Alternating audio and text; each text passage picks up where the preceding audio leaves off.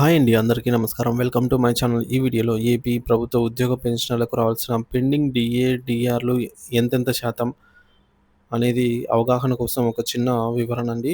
Video ఎక్కడే గాని skip చేయకుండా ఎండ్ వరకు చూడండి. అప్పుడే ఇన్ఫర్మేషన్ అనేది పూర్తిగా అర్థమవుతుంది. అలాగే వీడియో చూస్తున్న ప్రతి ఒక్కరు వీడియోకి లైక్ చేయండి ఫ్రెండ్స్.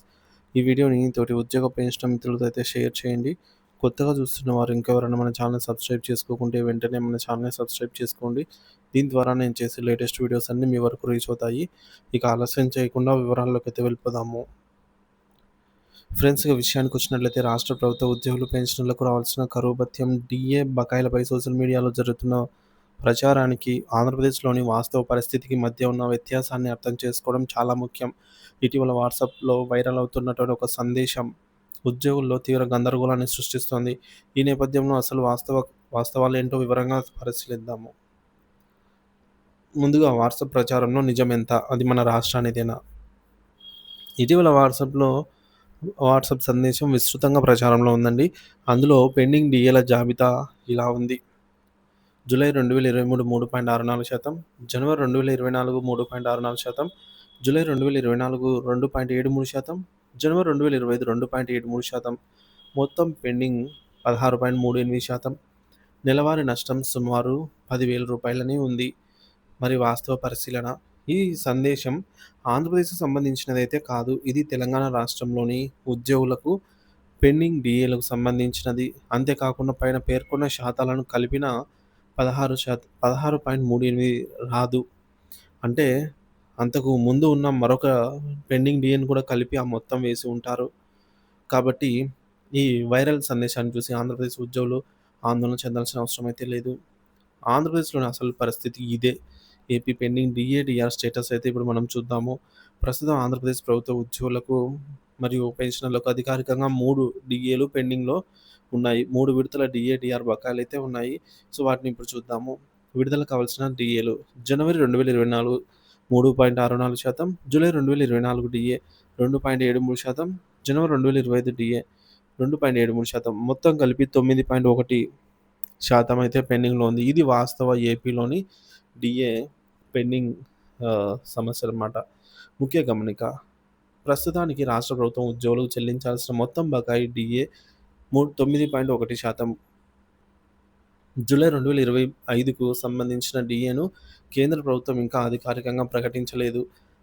కేంద్రం ప్రకటించిన తర్వాత అది 4గో పెండింగ్ డీఏగా మారుతుంది.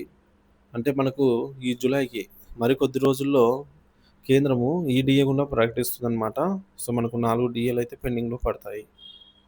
ఇక ప్రభుత్వంపై పెరుగుతున్న ఒత్తిడి, ఉద్యోగ సంఘాల డిమాండ్లు. కొత్త ప్రభుత్వం కొలువుదీరిన నేపథ్యంలో ఉద్యోగ సంఘాలు తమ దీర్ఘకాలిక డిమాండ్ల సాధనకు ప్రయత్నాలు ముమ్మరం చేశాయి. డీఏల విడుదల.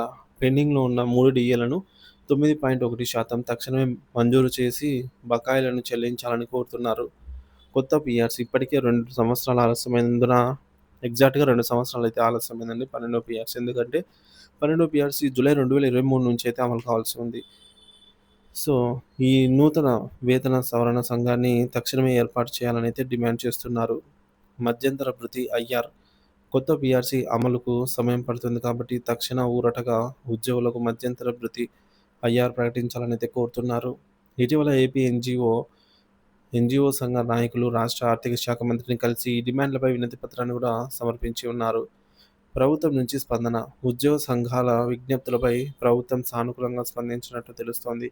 మంత్రులతో ఒక కమిటీని ఏర్పాటు చేసి డీఏలు మరియు ఇతర ఆర్థికపరమైన అంశాలపై ఒక స్పష్టమైన విధి విధానాన్ని రూపొందించి సమస్యను పరిష్కరిస్తామని హామీ ఇచ్చినట్టు సమాచారము.